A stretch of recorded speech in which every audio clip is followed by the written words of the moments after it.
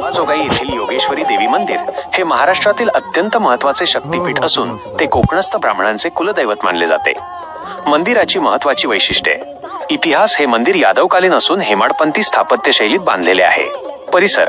मंदिराच्या गाभाऱ्यात देवीची स्वयंभू मूर्ती असून पाठीमागे दासोपंतांची पासोडी आणि हत्तीखाना लेणी जवळच आहेत।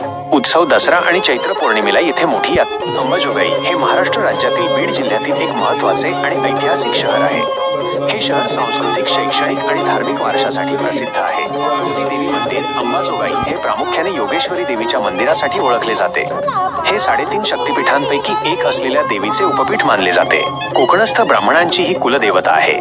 मुकुंदराज महाराज। मराठी भाषेतील आद्य कवी मुकुंदराज महाराज यांची समाधी याच शहरात आहे। त्यांनी विवेक सिंधू हा ग्रंथ येथेच लिहिला।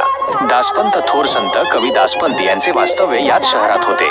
त्यांनी लिहिलेली पासोडी, वस्त्रावर लिहिलेली कविता आजही प्रसिद्ध आहे।